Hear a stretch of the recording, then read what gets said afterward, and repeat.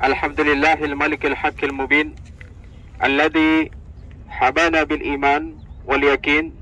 Allahumma salli ala Sayyidina Muhammad wa ala alihi tayyibin wa ashabil ahyar wa man tabi'ahum bi ihsanin ila yaumiddin, amma ba'd. Puji syukur kita kehadirat Ilahi Rabbil Alamin yang telah mengurniakan kita hidayah, taufik serta inayahnya. Alhamdulillah, kita masih diberi kesehatan dan kekuatan dalam menjalankan ibadah-ibadah kita di Madinah, yaitu di kampung baginda sallallahu alaihi wasallam. Tak lupa selawat serta salam tercurahkan kepada junjungan alam Nabi kita, Nabi besar Muhammad sallallahu alaihi wasallam, yang telah membawa umat dari alam kegelapan dengan akhlakul karimah yang mulia ini.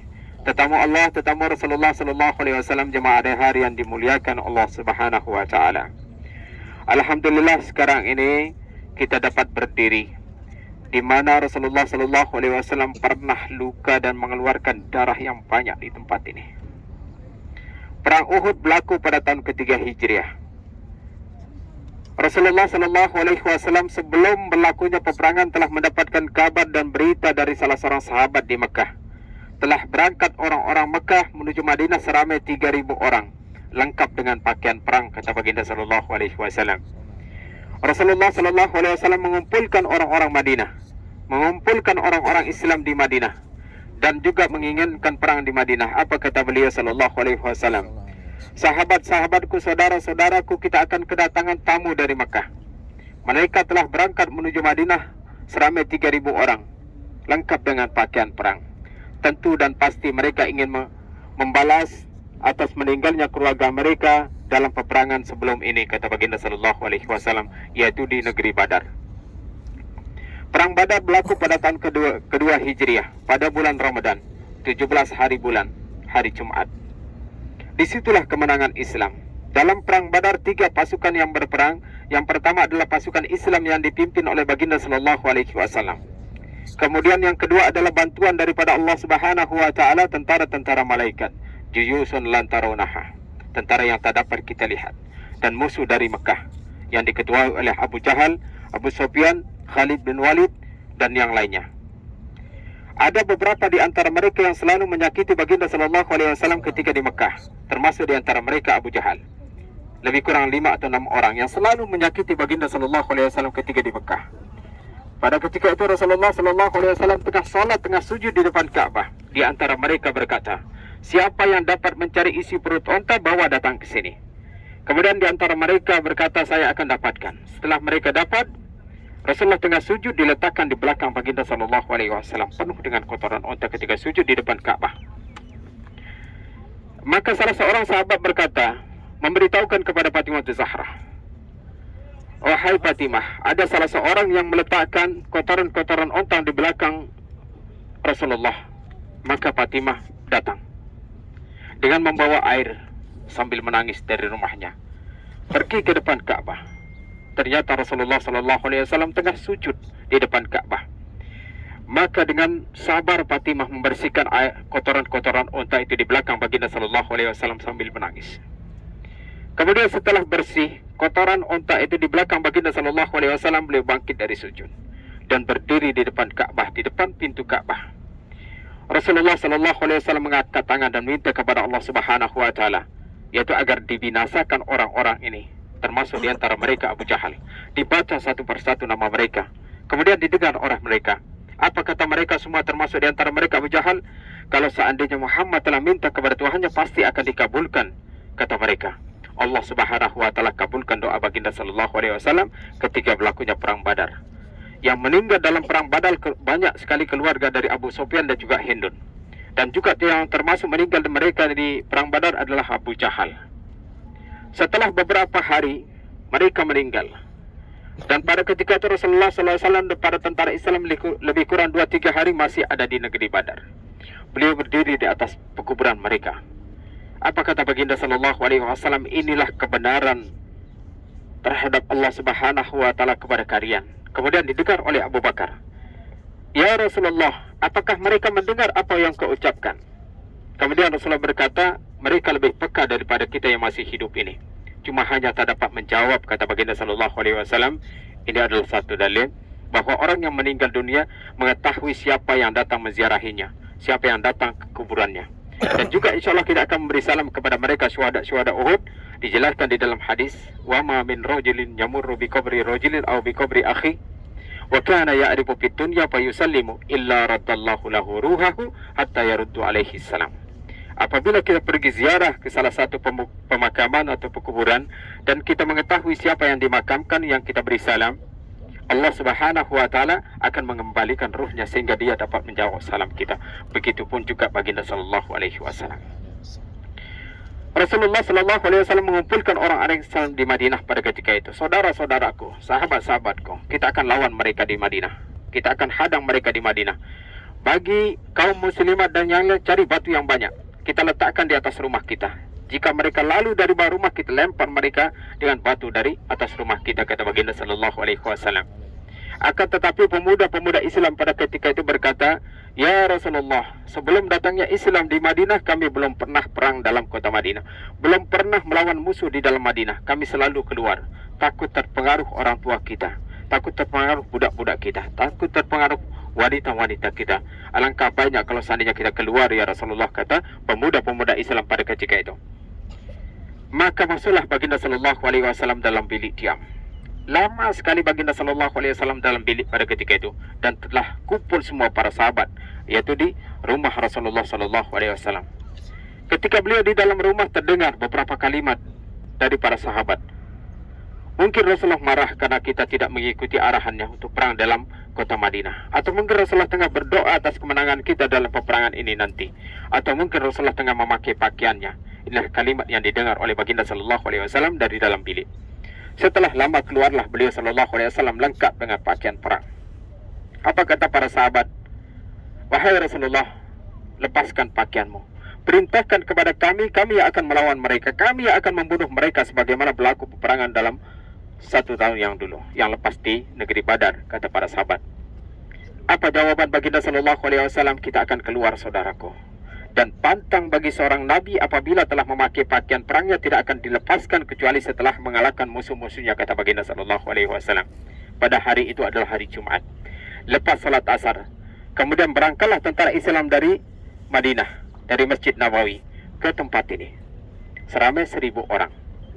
Berjalan dari Madinah, dari kota Madinah ke tempat ini seramai 1000 orang. Ketika dalam perjalanan, Rasulullah sallallahu alaihi wasallam melihat ada satu kelompok selalu mengacaukan tentara-tentara Islam pada ketika itu, sehingga beliau bertanya, "Siapa mereka? Kelompok siapa mereka?" Kemudian diberitahukan itu adalah kelompok Abdullah Ubay bin Salul Al-Bahlul. Ya, nambah Bahlul ini saya. Itulah orang-orang munafik yang ada di Madinah pada ketika Rasulullah sallallahu alaihi wasallam sampai. Juga Rasulullah SAW sampai di Madinah ketika membina Masjid Quba, dia pun juga membina masjid, yaitu Masjid Dirar. Akan tetapi tujuannya membina Masjid Dirar bukan atas dasar takwa, yaitu juga ingin memecah belahkan umat. Sehingga turunlah ayat kepada baginda sallallahu alaihi wasallam atas masjid yang dibina bukan atas dasar takwa. InsyaAllah nanti sampai di Quba. Ini adalah sejarah tentang Masjid Quba, yaitu surat At-Taubah ayat 108 yang menjelaskan Bismillahirrahmanirrahim. "La masjidun ussisa ala taqwa min awal yaumin ahakun an taquma bihi rijalun yuhibbu ayatatahhara wallahu yuhibbul mutahhirin." Jadi ini adalah sebab ayat ini turun kepada baginda sallallahu alaihi wasallam, la masjidun ussisa ala taqwa. Jadi masjid yang dibina, yang ditaksis atas dasar takwa pada ketika itu, min awal yaumin ahakun an taquma bihi. Yaitu hanya masjid yang pertama yang dibina, adapun yang lain itu bukan atas dasar takwa, sehingga baginda sallallahu alaihi wasallam memerintahkan para sahabat untuk membakar masjid itu. Itulah Masjid Dirar. Itu ketika Rasulullah SAW sampai di perkampungan Quba. Kemudian pada tahun ketiga Hijriah, ketika berlakunya perang Uhud, dia pun juga ikut. Tadi dalam gambar di situ ada panah merah, kemudian ada yang hijau, tapi ada panah patah balik. Itulah orang-orang munafik. Nanti kita kembali, saya akan jelaskan di situ. Adalah orang-orang munafik seramai 300 orang. Maka sampailah tentara Islam di tempat ini hanya 700 orang saja yang melawan 3000 orang. Rasulullah sallallahu alaihi wasallam setelah sampai di sini, dan perang berlaku pada hari Sabtu. Pagi hari seperti kita sekarang ini. Matahari datang dari sebelah sana dan tentara orang musyrikin dari sebelah kiri. Bukit Uhud ini. Inilah Bukit Uhud. Dari sanalah tentara orang-orang musyrikin seramai 3.000 orang. Apa yang dibuat Rasulullah SAW strategi ketika berlakunya peperangan? Sebelah kanan tentara Islam Bukit Uhud, dan sebelah kiri tentara Islam Bukit Pemanah. Ada orang berdiri di atas bukit. Itu adalah Bukit Pemanah, Bukit Ar-Rumah. Matahari datang dari sebelah sana, sehingga mereka tak dapat jelas melihat tentara-tentara Islam karena matahari pada ketika itu. Khalid bin Walid, pemimpin 200 tentara berkuda, ingin menyerang umat Islam dari belakang, tapi tak dapat. Selalu dihalau oleh tentara-tentara pemanah di situ yang diletakkan oleh baginda sallallahu alaihi wasallam, 50 tentara pemanah yang diketuai oleh Abdullah bin Jubair. Apa perintah Rasulullah sallallahu alaihi wasallam kepada tentara pemanah ini? Jangan turun dari bukit itu. Apapun yang berlaku terhadap kami, jangan turun, kata baginda sallallahu alaihi wasallam. Tunggu perintah yang kemudian. Peperangan yang pertama, Islam berjaya. Apa yang telah dirancang oleh baginda sallallahu alaihi wasallam kepada tentara pemanah, semua berjalan dengan baik. Jangan turun, walaupun kami di bawah habis dipatok oleh burung, jangan turun, kata baginda sallallahu alaihi wasallam. Pada peperangan pertama, Islam berjaya. Khalid bin Walid 3 kali ingin menyerang umat Islam dari belakang, karena tak nampak jelas dari silo daripada sinar matahari. Setelah 3 kali Khalid bin Walid ingin menyerang umat Islam dari belakang, apa kata Khalid bin Walid? Kita tidak mungkin membunuh orang-orang Islam selama orang yang ada di atas bukit itu masih kuat. Kemudian Khalid bin Walid berpikir, ini adalah salah seorang panglima yang cerdik dan pandai yang diberi oleh Allah Subhanahu wa taala sebelum masuk Islam. Khalid bin Walid, dia pergi ke kumpulan mereka 3.000 orang. Kemudian dia ambil harta yang dia bawa dari Mekah, harta bawaan mereka, harta perang mereka. Kemudian diambil, diletakkan di bawah bukit pemanah itu. Kata Khalid bin Walid, kita akan pancing mereka, pasti akan terpengaruh. Karena dalam peperangan-peperangan dulu jahiliyah, apabila salah satu di antara musuh menyerahkan harta bawaan mereka, harta perang mereka, itu maknanya mereka kalah. Setelah diletakkan oleh Khalid bin Walid di bawah bukit pemanah itu, berundur ke belakang. Pasti mereka terpengaruh, kata Khalid bin Walid. Ternyata 40 orang terpengaruh. Inilah yang dikhawatirkan oleh baginda sallallahu alaihi wasallam. Jangan turun, apapun yang berlaku terhadap kami di bawah, walaupun kami habis dipatok oleh burung, jangan turun. Akan tapi mereka terpengaruh 40 orang, turun berebut harta perang. Apa kata Abdullah bin Jubair di atas? Jangan turun saudaraku, ini adalah tipu daya daripada Khalid bin Walid. Kita peperangan belum selesai lagi, kita masih dalam keadaan kacau balau. Setelah diletakkan, turun 40 orang berebut harta perang. Ketika mereka turun, Khalid bin Walid senyum dari jauh. Kemudian kembali menyerang mereka, terbunuh mereka 50 orang. 10 orang di atas tidak mampu melawan 200 tentara berkuda, terbunuh mereka semua di situ. Dan Sayyidina Hamzah pada ketika itu tidak tahu siapa yang telah merancang pembunuhannya sebelumnya. Ada seorang hamba yang bernama Wahsy, yang dilatih oleh Hindun, yang disuruh berlatih oleh Hindun. Ya Wahsy, kata Hindun, aku tugaskan kamu dalam peperangan ini nanti hanya untuk membunuh Hamzah. Kalau seandainya kamu berjaya membunuh Hamzah, maka aku akan beri kamu upah 50 ekor unta yang cantik, dan aku akan merdekakan kamu, kata Hindun kepada Wahsy ini. Berbulan-bulan berlatih bagaimana cara melempar tombak dari jauh yang baik. Wahsy ini dengan senang hati dan bersemangat berlatih. Ketika berlakunya perang Uhud, Sayyidina Hamzah tidak mengetahui siapa yang telah merancang pembunuhannya. Ini adalah satu isyarat sebelum berlakunya peperangan ada di baginda sallallahu alaihi wasallam, yaitu di antaranya ra'aitu sayfi zulman, kata baginda sallallahu alaihi wasallam, aku melihat dalam mimpi dalam peperangan ini pedangku tumpul, kata baginda sallallahu alaihi wasallam. Kemudian para sahabat mendengar, ya Rasulullah, apa yang akan berlaku terhadap kita nanti dalam peperangan ini? Apakah kita semua akan meninggal, kata para sahabat. Kemudian Rasulullah SAW menjelaskan, memang dalam peperangan ini nanti banyak kita yang akan meninggal. Akan tetapi yang meninggal akan menjadi syahid, akan mendapatkan surganya Allah Subhanahu wa taala, sehingga mereka bersemangat lebih tinggi lagi, tidak mau tahu apakah hidup ataupun mati. Dan jika mereka mati akan menjadi syahid. Terbukti pada tahun 46 Hijriah. Mereka meninggal pada tahun ketika Hijrah, hujan lebat di kawasan ini, kemudian banjir yang membongkar pemakaman mereka di masjid yang sekarang. Disitulah pemakaman mereka yang pertama.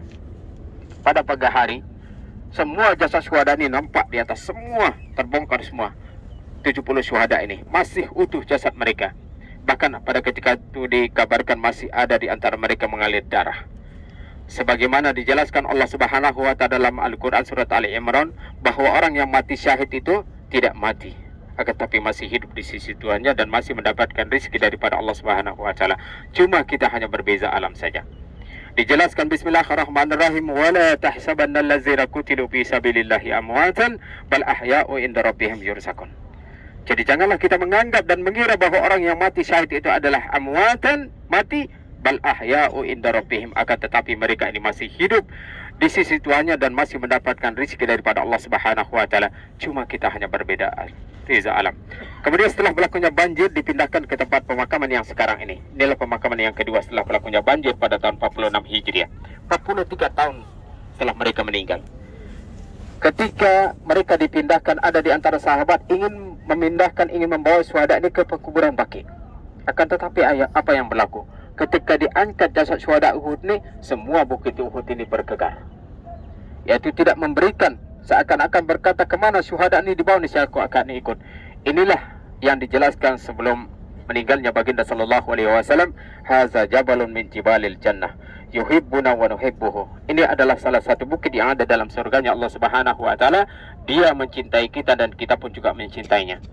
Jadi panjang bukit Uhud ini lebih kurang 8 atau 9 km dan tinggi 1050 meter.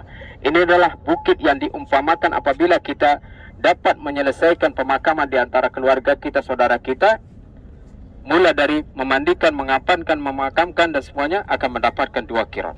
1 qirat sama dengan bukit Uhud ini. Inilah yang pahala kita dapatkan jika kita dapat menyelesaikan pemakaman di antara keluarga dan saudara kita.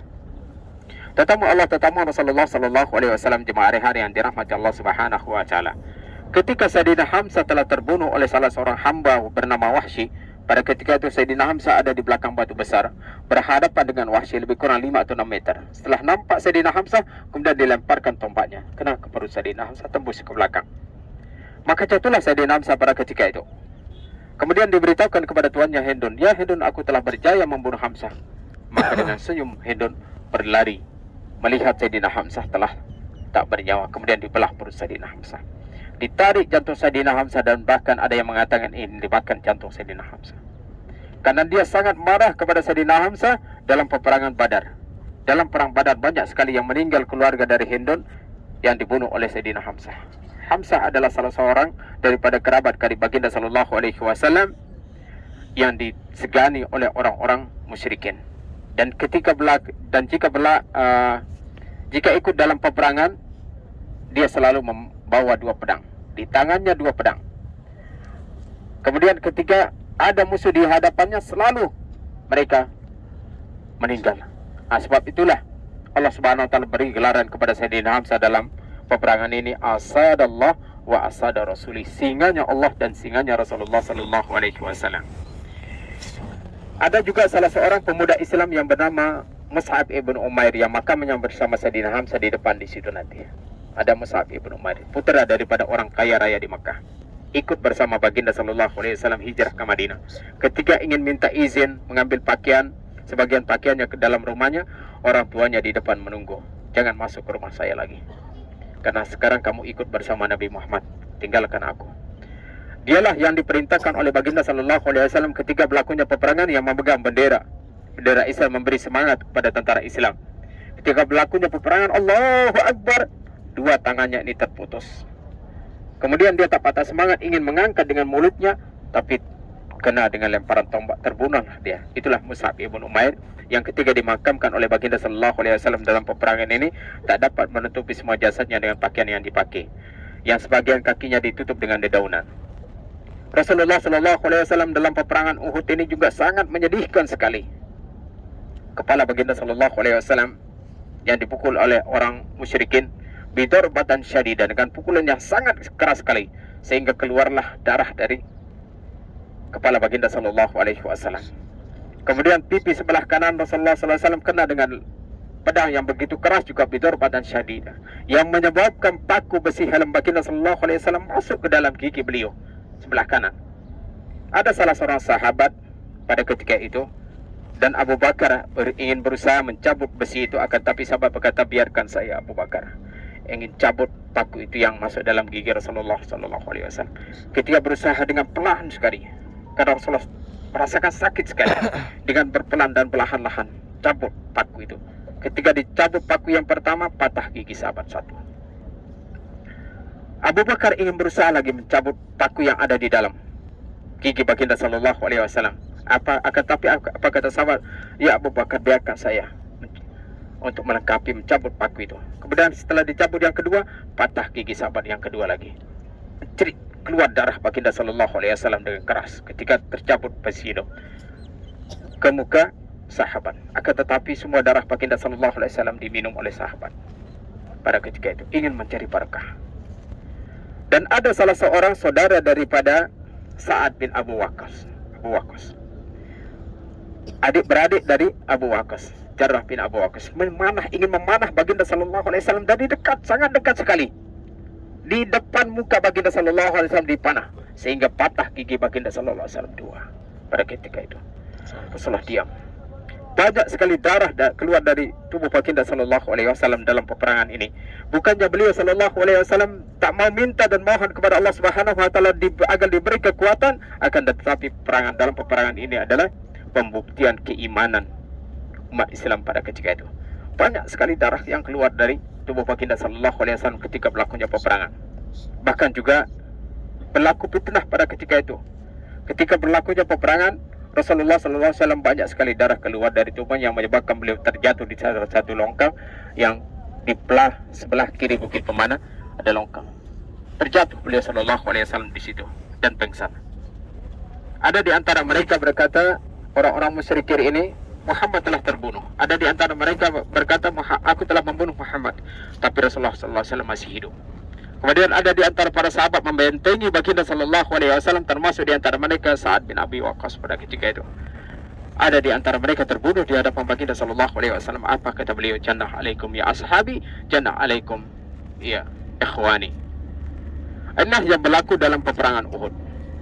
Jadi mudah-mudahan sekali lagi ada manfaatnya apa yang saya jelaskan dalam ziarah kita ini. Apabila kita kembali nanti dari melaksanakan ziarah ini, dapat kita ceritakan kepada saudara-saudara kita, sahabat-sahabat kita. Jadi kita bukan hanya untuk ziarah saja, akan tapi kita harus mengetahui apa yang berlaku dalam peperangan ini, dalam peperangan Uhud yang sangat menjadikan dalam kehidupan baginda sallallahu alaihi wasallam. Insyaallah nanti saya akan tambah lagi dalam bahasa ataupun di tempat yang lain nanti. Kita akan ke belakang untuk memberi salam kepada mereka, insyaallah syuhada Uhud. Mudah-mudahan kita semua disatukan dalam surganya Allah Subhanahu wa taala nanti. Amin ya Allah ya rabbal alamin.